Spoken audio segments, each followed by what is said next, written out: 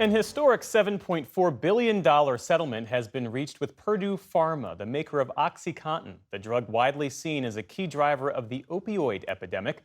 A prior settlement had been struck down by the Supreme Court. Our Lisa Desjardins has the update. Jeff, the opioid crisis grew out of Purdue Pharma's work, and while related deaths have declined, it is still a lethal problem. Last year, more than 50,000 Americans died from overdose involving opioids. Now, all 50 states, plus the District of Columbia and 4 U.S. territories, have signed on to a new settlement. If approved by courts and the Department of Justice, it would end the Sacklers' ownership of Purdue and begin payouts to families and communities devastated by the crisis. Joining me now for more is NPR's national addiction correspondent, Brian Mann. Thank you, Brian, for joining us. And help us understand, first of all, where would this money go and how soon could communities feel it? Yeah, the money will start moving out as soon as this deal is consummated. People have been telling me that could happen as early as next year, which seems like a long time, but after years and years of legal wrangling, that's pretty fast. The Sacklers would have to pay about 1.5 billion dollars right out of the gate. The company would also pony up money. And a lot of this money would go to addiction treatment and healthcare programs around the country. Some of the money would go directly to families and victims of OxyContin, Purdue Pharma's premier product, this highly addictive pain medication. And this money would then be paid out over the next 15 years, a big plug of money right at the beginning, and then more money would go into the system over the next decade and a half. You said years of wrangling. This really has been a legal and emotional roller coaster, especially over the last 5 years. One settlement was rejected by the courts, one big one. Why is this one different? There's a huge change here. The deal that was struck down by the US Supreme Court last summer had a provision that forced everyone to give up lawsuits directed at members of the Sackler family who currently own this company. There are a lot of people suing members of the family who want their day in court, people who've said they don't want to give up their lawsuits. That last deal included a really powerful legal provision that would have struck down all of those cases. Supreme Court said bankruptcy courts and deal makers didn't have that authority. That sent everybody back to the negotiating table.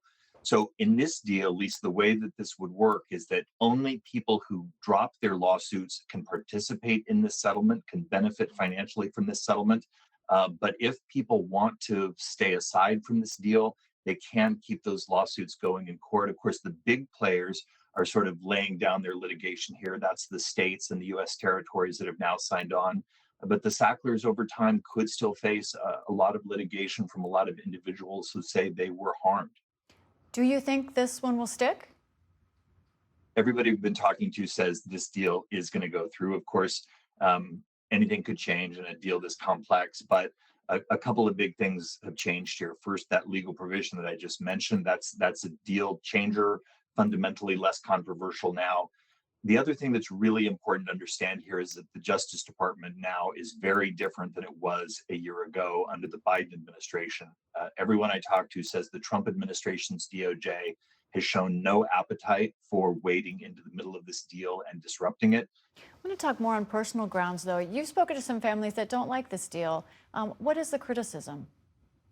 Well, very simply, this deal benefits communities, states, counties, native tribes, much more than it does individual victims. Advocates say that's cool because it means money is going to go to protecting people in the future, right? Preventing addiction, healing people who are currently addicted, helping people still caught up in the fentanyl crisis that's raging across the United States. That's going to be most of the $7.4 billion will go to that kind of work. But that means only about $850 million will go to people who were devastated by OxyContin, people who lost family members to fatal overdoses, people who lost years of their own lives to this. Some of them say they'll only get a few $1,000s in compensation out of this deal. 850 million sounds like a lot of money, but when you divide it up over all the people who say that they were addicted or lost loved ones, you slice that pie thinner and thinner. Some people will walk away with hundreds of dollars, a few $1,000s, and some people are really angry about that level of payout. I want to close just in our last few seconds on the Sacklers. Where do they and their fortune stand now? Well, they're one of the wealthiest families in the United States. They will remain one of the wealthiest families in the United States. This money will be a hit to their collective pocketbooks, but they will be allowed to pay out the funds over a decade and a half. And so this will sting, and they are still vulnerable to those lawsuits that could come in the future. But a lot of people say that this isn't the justice that they were hoping for. Again, the Sacklers deny wrongdoing. They say they led this company ethically, even though it pleaded guilty repeatedly to criminal activity on their watch. But they're going to walk away from this with a lot more legal protection and a lot of their fortune intact. NPR's Brian Mann, thank you for covering this and for joining us. Thanks for having me.